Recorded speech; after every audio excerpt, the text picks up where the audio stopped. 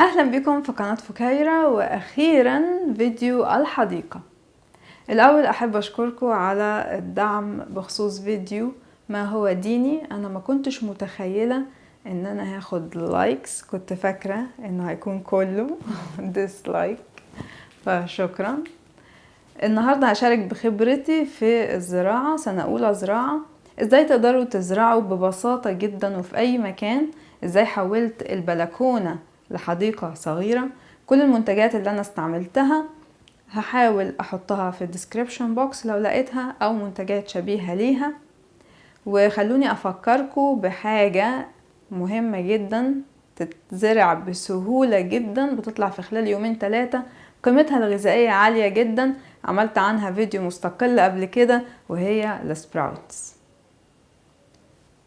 الحقيقة ان انا النهاردة فطرت عصير جريب فروت وساندويتش توفو، واضفت ليه شوية طماطم وفجل وريحان من حديقتي الصغيرة.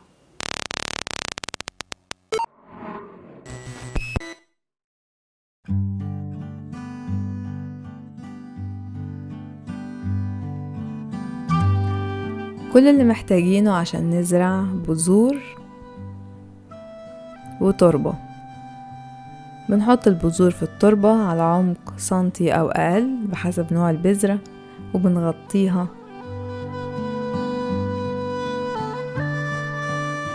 ونسقيها بالمية، وبانتظام الري الزرعة بتكبر. دي تربة أورجانيك، اختراع حديث نازل في الأسواق الأوروبية. عبارة عن تربة مضغوطة بدون منتجات حيوانية،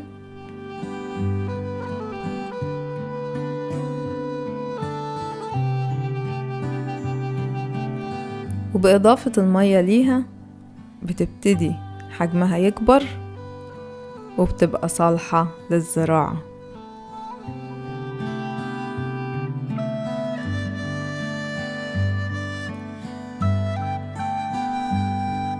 من الحاجات المهمة الفرتلايزر أو السماد، بضيفه على التربة عشان يغذي التربة وبالتالي يغذي النبات، وده بحسب الإرشادات الموجودة على العبوة. وبعد كده يجي وقت ان احنا نجني ثمار تعبنا.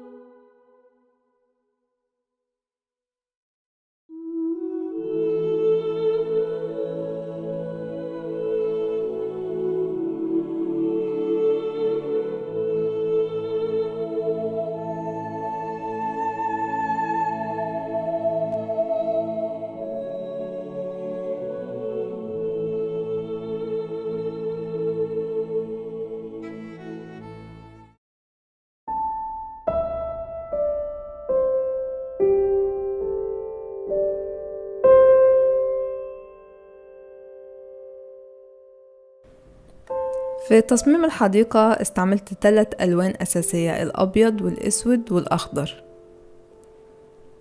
والبنش ده اشتريته من إيكيا وعجبني فيه إن هو فيه مساحة تخزينية،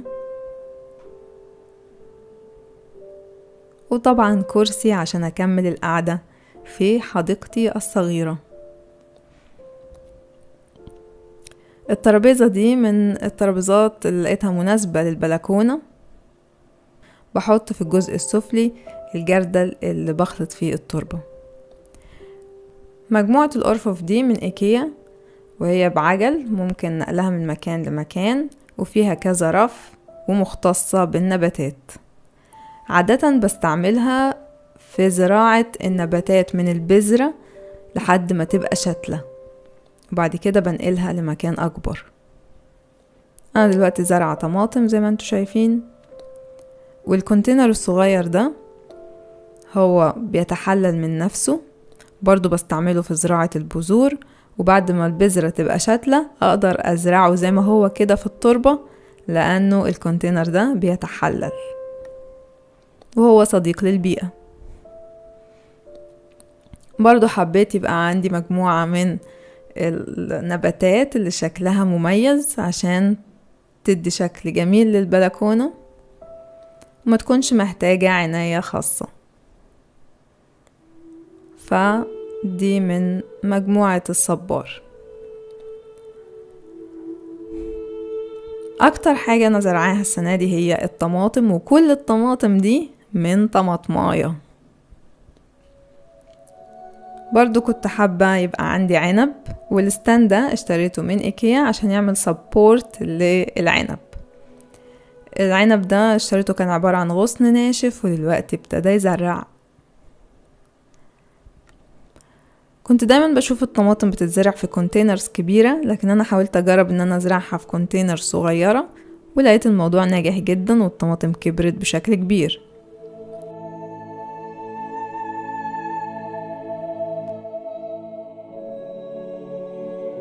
كنت اول مرة اعرف ان الزهور دي هي نفسها طماطم مستقبلية، ودي كانت معلومة جديدة بالنسبة لي.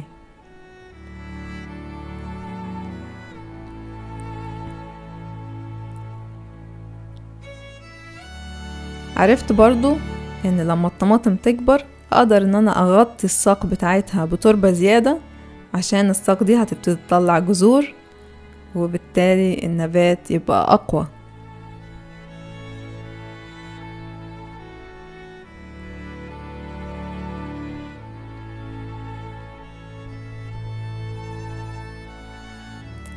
المسند ده مهم جدا للطماطم عشان يحميها من ان هي تتكسر من الريح. في طماطم عندي كان حجمها مش كبير فاستعملت لها مسند صغير.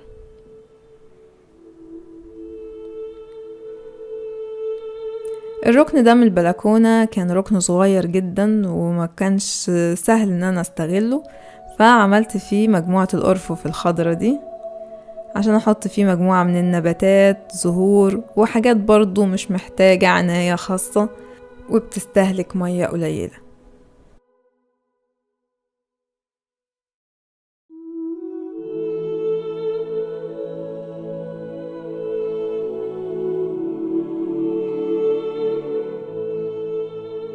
والرف التالت حطيت فيه أواني من اللي أنا لسه مش محتاجاها. ده الجرجير ابتدى يطلع زهور، وده معناه انه مش هيطلع ورق جرجير تاني، ولكن هيبتدي يكون جيوب او اكياس هيكون فيها حبوب او بذور جرجير اقدر ازرعها من اول وجديد. عندي 2 سبراي، واحد فيه مية برشه في فترة العصاري على النباتات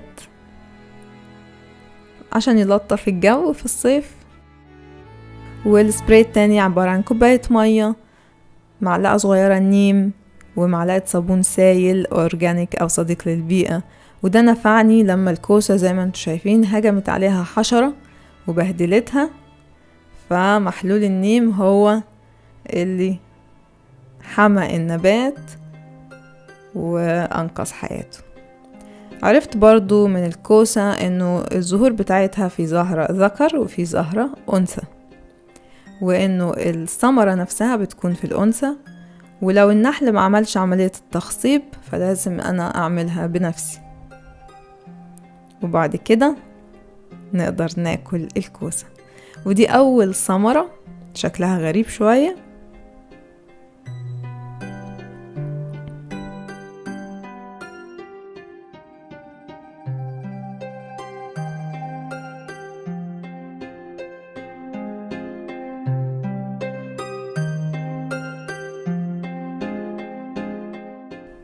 من الحاجات اللي نجحت برضو في كونتينر صغيرة الفجل.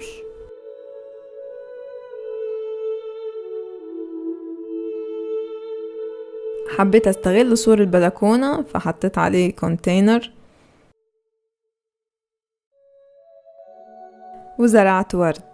الورد ده خد شهرين لحد ما فتح. لو حد متابعني على انستجرام اكيد شاف الوردة دي.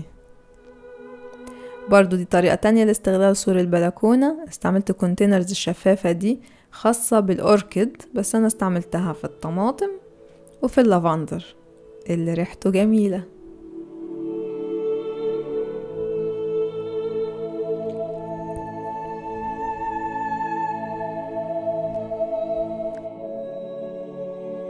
وطول الوقت بزرع حاجات جديدة بنفس الطريقة، تربة، شوية بذور، والمرة دي أنا هزرع شبت.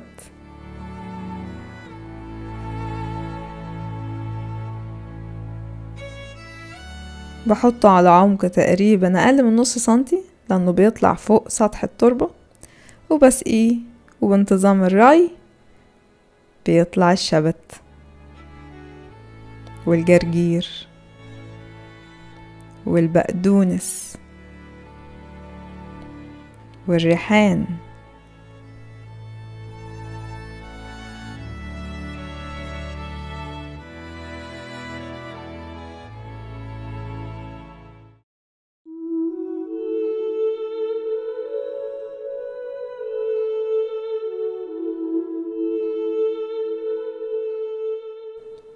البلكونة بتاعتي مكشوفة تماما ومعرضة لكافة التقلبات الجوية، شمس حارقة في بعض الأحيان، وأمطار وعواصف رعدية في أحيان أخرى، لأن الجو في زغرب في كرواتيا في الصيف مش مستقر.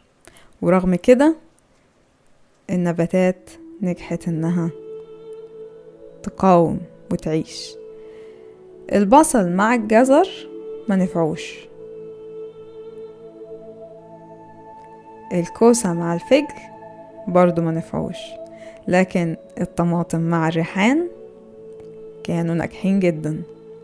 دي واليجامي، بتيجي عبارة عن ورقة مفرودة من القماش، وبتطبيقها بحسب الإرشادات اللي معاها بتتحول للشكل اللي انتوا شايفينه، وهي عبارة عن كونتينر للنباتات. وانا دلوقتي زرعة فيها ريحان، ممكن تتحط على الحيطة في الليفينج روم مثلا، لأن الجزء الأبيض اللي فيها ده بيحمي الحيطة من المية. أنا كمان زرعة فاصوليا،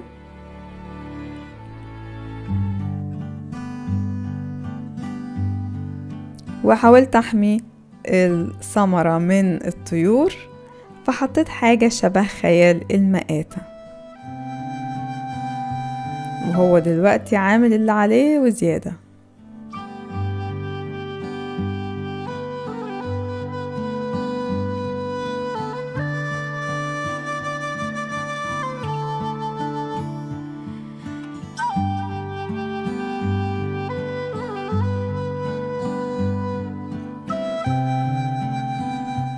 الافوكادو كل اللي بيحتاجه بذرة افوكادو، بتحط لها خلال سنان عشان ترفعها عن المية، فيبقى نص البذرة هو المغمور.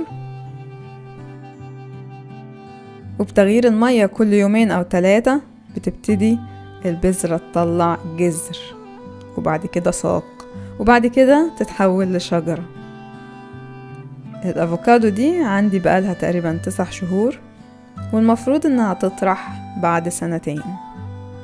وبتتزرع في أي مكان.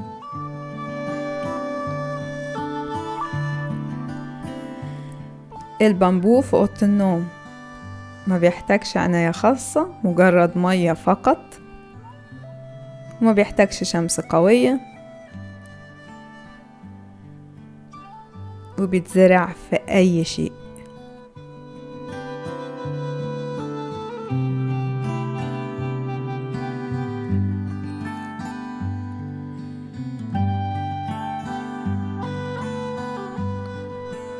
دي نبتة الكريسماس لو حد فاكرها، دلوقتي كبرت، كانت في فيديو الكريسماس.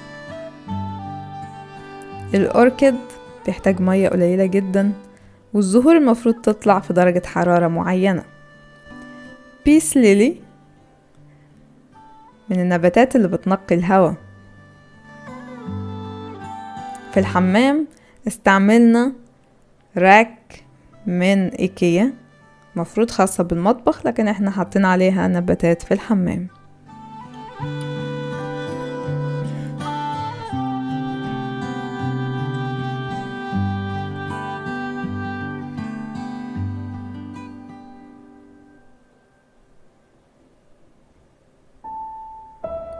البلكونة التانية كانت بلكونة مقفولة، وضامر فكر ان هو يعملها جراج للعجل وفي نفس الوقت نحط فيها الزرع، فعمل ستاند خشبي على أرجل معدنية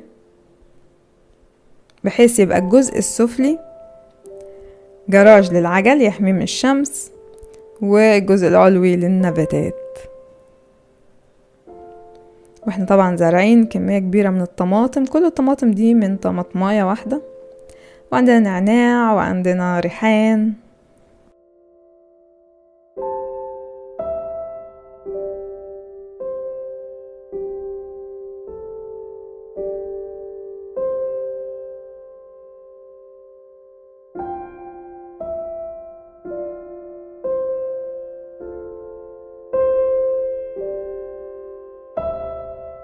وحبينا كمان نحط كرسي عشان لو حد عايز يقعد في البلكونة، ولكن الكرسي ده فولدبل يعني بيتطبق، فممكن لو مش محتاجينه ما يشغلش مساحة.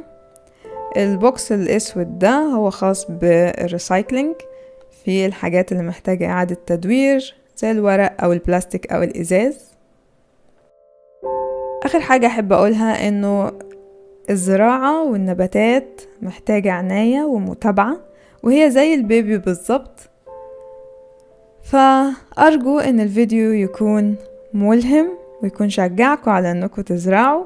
لو حد عنده اي اسئلة ياريت يكتبها لي في الكومنت، وبهدي الفيديو ده لقناة Active Woman لانها مختصة بكل ما لها علاقة بالزراعة. واشوفكم في فيديو جاي.